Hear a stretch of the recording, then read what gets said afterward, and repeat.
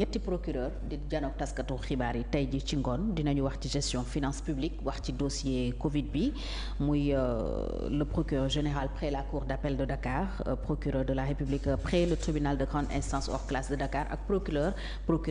de la République financier ñooy janook taskatu xibaar yi wax ci kopparu réew mi ak li ñu jàpp ne ay luubal la yuñ ci def notamment fonds Covid bi nga xam ne tax nañu bëri ñu teg leen loxo Mansour Faye également procureur visé ko ci loolu tey jii dina jot l'arrêté du ministre de l'intérieur bi koy tere génn réew mi ndax procureur dafa jàpp ne Mansour Faye bu génnee réew mi mën naa am lu mun a saxal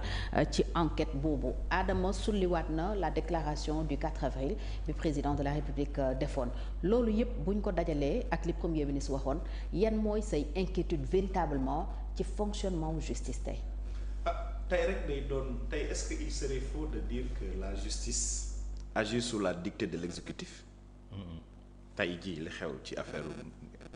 le choix de la saisine procédurale. su fekkee ni mais les affaires politiques maintenant on utilise le parquet pour le régler est-ce que on peut parler de l'indépendance de la justice? J'en douterai. Balaa mu ciy sori ñëw ci discours du président je crois que il est nécessaire ñu def des réformes par rapport au statut du procureur. yàgg nañ ko jooytu de manière générale. parce que li xew tey moo lay wan rek ni li ma la wax la rek kon la justice semble être sous la dictée. mais nii la justice daan doxee aussi. waaw mais changé gu fi de même si ñoom waxoon nañ dañuy def ay réformes ba def assise de la justice moom laa la wax rek mooy d'ailleurs pas bi ñu njëkkoon posé. xam nga maintenant on attend la mise en œuvre. moi je vais être conséquent et cohérent. xam nga ñoom dañuy ñëw andi lu gën dañuy ñëw andi rupture su fekkee ni yow tu confirmes que ni dara soppeekuwul. waaw merci mooy leen rupture amul. non dara soppeekuwul lañ ne woon ca lañ ne. doole yi procureur amul moom la am ba léegi. moom lay wax kon ñoom lañ doon xeex doon ko bañ la ñuy jëfee tey. loolu rek laa bëgg. waaw changé gul de. waaw kon baax na. waaw kon baax na liñ doon jooytu su Macky Sall loolu la ñuy jooytu boo ci bokkee mais nag Macky Sall àggul ba ci ni nañ def pression. ci justice waaw moom président la dafa waat ni dina respecter sunu constitution dina faire respecter notre constitution. les lois et règlements. bokk na ci respecter sunu constitution bàyyi justice mu am affaire doxal. la séparation des pouvoirs. du waxam ni ma àndulee woon. ci bu président Macky Sall waxee il a mis des dossiers sous le coup. waxu président noonu laa àndulee ci li Diomaye wax le président Diomaye Faye wax ni mettre la pression ki doon wax du président de la République c'était le militant de Pastef. et loolu mën na am influence. mais forcément am na après tu as vu que ni on a jeté en pâture le ministre il a été renforcé par le premier ministre par rapport ak loolu. heureusement ba Ousmane Diagne que je connais. dañ koy dàq mais gëwuma mu flancher man gëm naa loolu Ousmane Diagne le ministre de la justice gëwuma mu flancher. parce qu'il a tenu tête à d'autres. mais li mu leen wax leer na. ba pare on se rappelle de ses postures sous le président Wade. juge yi nekk tribunal coow li ci parquet bi la de. waaw bi dépendre de l'exécutif de mais ces juges là. ministre bi wax na ko d'ailleurs. non juge yi. les magistrats du siège. dama ni nga baal ma ci wax ji bu diisee faale wuñ kenn ku dul seen liggéey.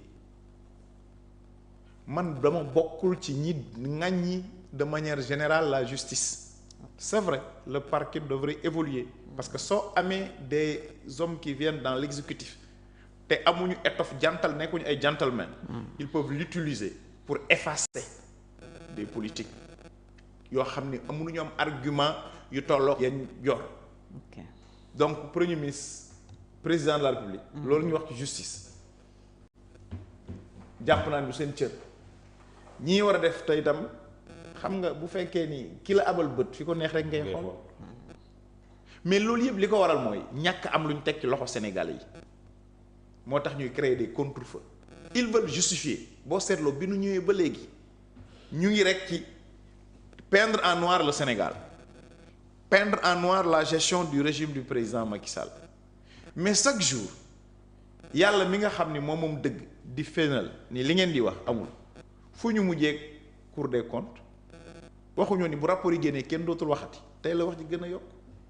FMI bañ doon wax sa nee na leen nañ ut ku ko càmbar xoolaat ko delloo na leen ko ndànk ci yar ak teggin dégg nga yow président Cour des comptes bi mu génnee ci biir waxam tu peux lire entre les lignes. li leen exécutif jox rek lañ càmbar. waaw nee na mënuñu def.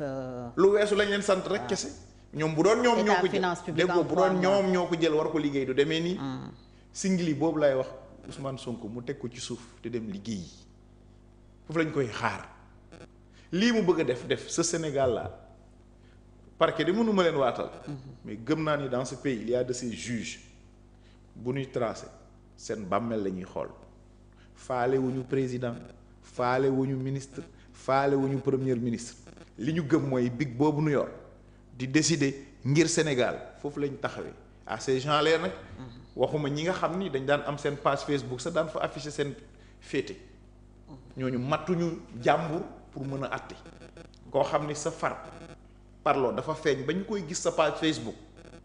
buñ la dénkee ni la àtteel ñu ngi lay juumloo mais am na ñoo xam ne yaak ñoom yenay bokk parcours sportif bi yenay bokk marché yi c'est des juges gëm Sénégal ni nga ko gëmee bëgg Sénégal ni nga ko bëggee ñooñee bu ñuy àtte xooluñu président xooluñu premier ministre li bon rek mooy li ma wax dooley parquet bi ñu ko jox ba suñ la bëggee mën nañ ci procédure yi am nuñ la awalee lii ñu def Abdou Nguer très honnêtement du lenn lu dul effacé Abdou Nguer ci plateau médiatique yi te comme waxoon na ni nag danañ leen effacer moom premier ministre parce que man li tax ma gëm loolu mooy damaa nekk député président de la république ni génn wax ni premier ministre dana ñëw def déclaration de politique générale moom premier ministre mu ne du ñëw fu mu mujjee ñëwul donc waxu premier président bi mu lañ mettre en doute moo amut mu ni duñ ko tal ñu ni nañ def motion de censure mu ni duñ ko tal balay boobu danañ tal leneen ba mu génnee mu indi dissolution président topp ci dissolution bi kon ma jàpp ni moom li ma wax moo gën a wér lu keneen mënta wax moom Ousmane Sonko su demee nag ba ni assemblée nationale il a assumé il a préféré utiliser le parquet pour régler des comptes politiques plutôt que de régler les problèmes des Sénégalais bu ñu tëjee Abdou Nguer tëj Adama Aduska Fall d'autres vont renaître parce que Sénégal ñoo toll ci foo xam ne en termes de liberté d'expression kenn mënu leen teree wax li ñu ne mënuñu kenn duñu fatt nag diggoo ñu defoo ci dara ñu lay xaar ci réforme ci fonds commun yi kenn gisula ci réforme ci fonds politique dafa xaraam kenn gisula ci nga ne yaa ngay yoowaay dem ci OFNAC pour réformer ko pour noo toppee nit pour fayantoo c'est pas la priorité du Sénégal c'est pas la priorité des Sénégalais dañ leen fal pour ñu régler problème mu Sénégalais yi mënuñu ko qu'ils assument leur échec heureusement que ñu ngi ci opération mos dem Sénégalais yi gëm naa ni gis nga ñii bu ñu ñëwuloon au pouvoir non du baax ci réew mi c'est vrai seen ñëw au pouvoir dafa régler ñaari chose dawal nañu 1 an ñëpp xam nañu mënuñ ñëpp nag laa la wax ne boo génnee bitim réew diplomatie à terre bu njëkk ñun ñoo doon jouer les premiers rôles dans la sous-région bu dara soxlaa dañ naan Sénégal jógal AIS bii nu joxoon sax dañ ko mujj foqat suñu loxo jox ko waa Ghana sunu ministre des affaires étrangères bii yow jigéen nga baal ma lool ko fonk jigéen ñi laa yow xam nga ci dara waaye jàpp ma ni mu ngi place am très honnêtement parce que la diplomatie c'est d'abord la forme c'est d'abord le discours mais très honnêtement rien en elle ne reflète de la diplomatie je suis doctorant en diplomatie xam naa li may wax bu baax a baax lu politique gàtt ci diplomatie quand tu as un bon ministre il doit pouvoir jouer le rôle de prestance. Tout à fait. Malheureusement nous ne l'avons pas du tout le premier ministre bii su may Mauritanie ak Mali ak Gambie fu mu dem alors que c'est lui le père du projet tey moo ko waroon dem jaay au niveau des bailleurs lu tax Ousmane Sonko mënta génn réew mi dem bitim réew. delloo naa la laaj am na ñuy am li wóoruma.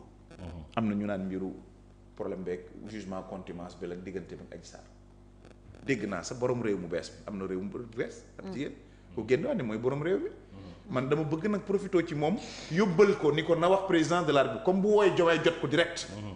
na wax président Diomaye ni ko mbir mi du jàpp Abdou Nguer mbir mi mooy ngeen régler problème sénégalais yi. mbir mi mooy ngeen wax nit ñi liy dëgg. mbir mi mooy su ngeen mënul ngeen woote waxtaan ñi mën jàppale leen moom nag Diomaye dafa wàcc ci wàll woowu ndax taxaw na wax sénégalais yëpp ne aw ma marge de manœuvre amatuma pexe moom yuuxu na ca kaw pour ñu dégg ko moom taxaw ni aw ma marge de manœuvre.